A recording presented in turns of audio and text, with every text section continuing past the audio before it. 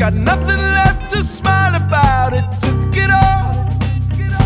Faint memories of love she can't recall. Hope she finds the strength to carry on. All right, so this segment's going to be product over pride.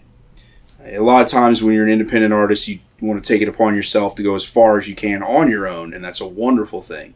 But when you go to Guitar Center, you buy a bunch of preamps, converters, and mics, you go home, you track your drums, get in post-production, you're mixing, and the product isn't what you want. And you know someone else is capable of getting what you want. At this point in time, the only reason your record isn't as good as it can be is your own pride. Don't waste your time trying to accumulate 10,000 hours of expertise in something if you have access to someone that has done that.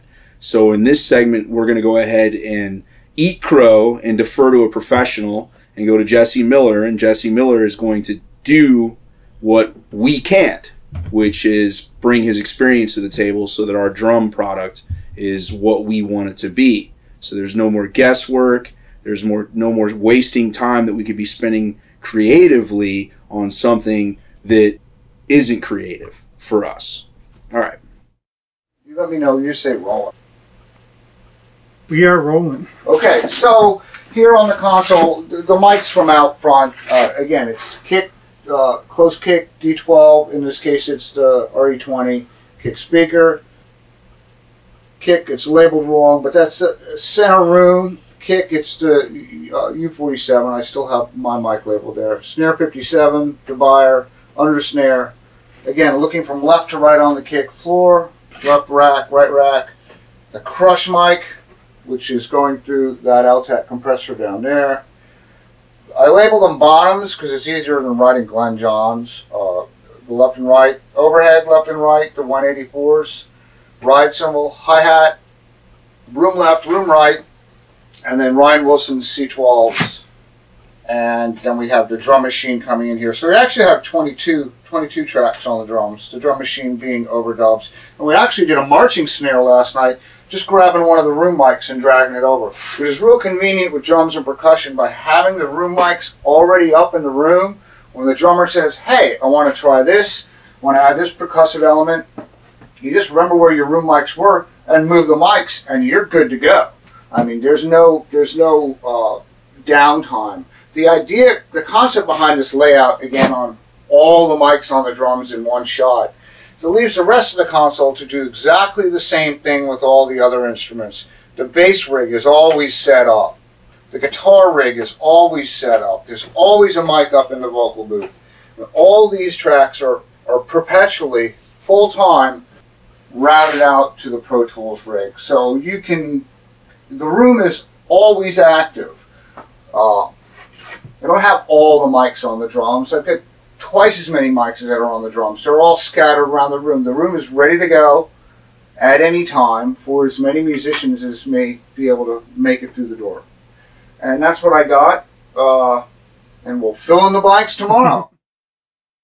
Because we have a live room, and I've been tracking drums for a good deal of time, you're going to see there's a lot of microphones out here. And what might be, what may appear as a bit of overkill for traditional drum tracking, what you want to keep in mind as I go over this is that what we're trying to capture for the client is flexibility, and often we have artists in here without real production and we don't necessarily know who the mixer is or the direction of the song. A typical client will come in with songs they wish to record, and because of economy of scale and the business being the way the business is, except for a preliminary meeting with them, I will have very little to do or know very little about the music. So what we've come up with after years of experimenting is basically an overkill mic technique whereby we've got multiple tracks going into the DAW or the tape machine, as it were, and we give the mixer options.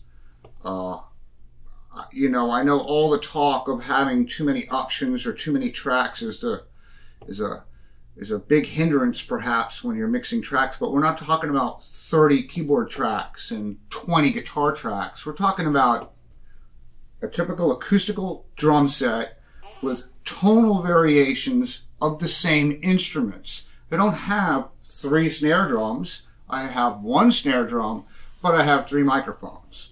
I don't have 3 kick drums. I have 1 kick drum with 3 mics. So let's start down with channel 1. I run everything from the left of the console to the right. I always run my channels visually from left to right. So you're in the control room, right-handed drummer. The floor tom would be the tom 1. Rack would be tom 2. First rack would be tom 3. We'll get to that later. Let's start with the kick drum. When we start with the kick drum is basically an old school setup. There's a close mic on the inside. In this case, it's Ryan Wilson's RE20.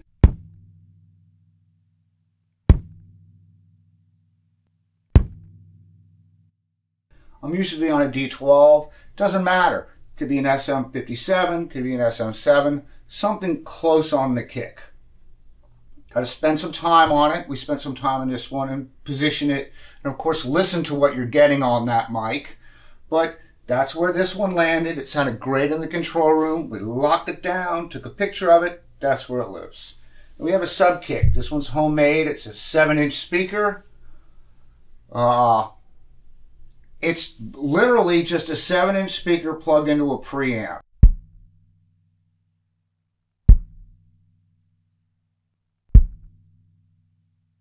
I even left, crazy as it sounds, the little volume knob that was on the speaker. It's just cranked up. I just built it, it worked, we left it alone. This is a clone from Nashville of a U47 FET, and we want to give the fine maker of this microphone a plug. Ryan, could you run that out for us? Oh, it's it's Dave over at Advanced Audio Microphones in Canada, and he does great work. He produces great microphones, and their customer service is through the roof. Okay, you can call them. This is our old school U47.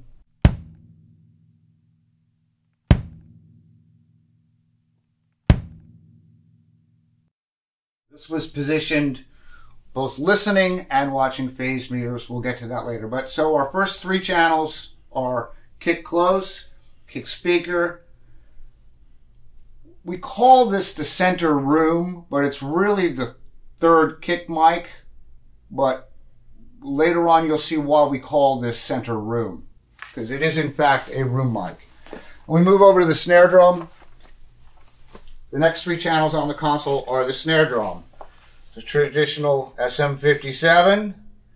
Then we go to the Beyer Dynamic. I gotta read my notes because I can never remember what it is. We'll fix that tomorrow. 422 NIC.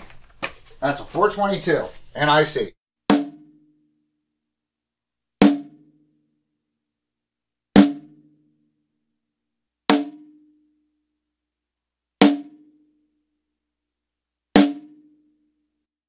And on the bottom, a large diaphragm condenser.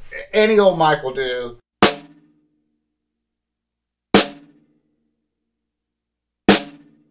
The idea of the condenser on the bottom is that it's not just getting the snares on the drum, but it's picking up the sound of the shell of the drum, the meat of the drum. I know a lot of guys for years, including myself, for many, many years, were putting a dynamic on the bottom, and a very good friend of mine in LA turned me on to a technique that he had acquired from a well-known record producer, and I put the large diaphragm condenser on the bottom, and I'm never going back. That's the mic. Whether the mixer uses it or not is a different story. He's far more likely to use that mic than he would just a dynamic on the snares. We go around the toms, fairly conventional, 57.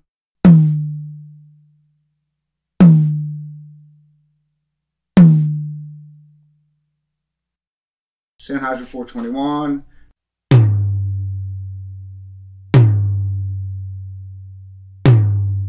Sennheiser 421.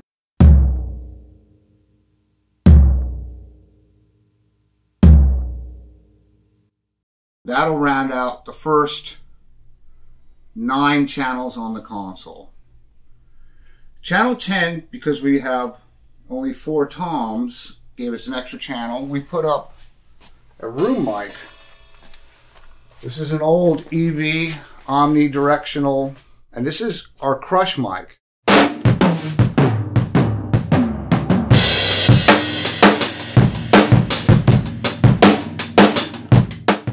This is a full room mic run through an Altec compressor, just crushed. Sounds great. You can do the whole drum set with just that mic. Then we come in, got hi-hat.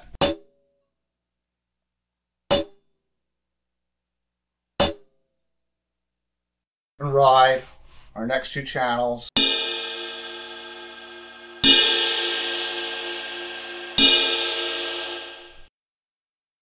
My normal overheads, the Neumann 184s.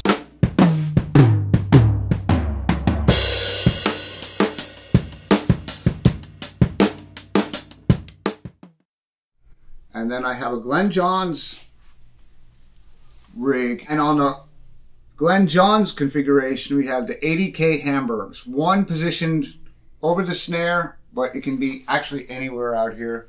And the other out by the floor tom. As long as the snare is centered in the stereo field, you're going to get a full kit there. Which brings us up to our channel 3 mic, the center room mic.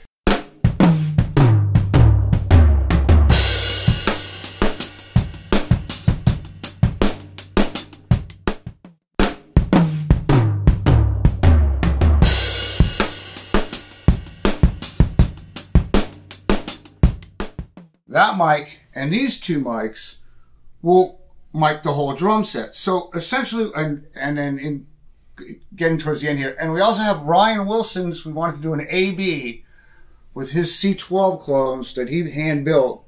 So these are actually the same mic. It's one or the other, not both. They sounded fantastic. So I think the project will end up using those C12 clones as the overheads.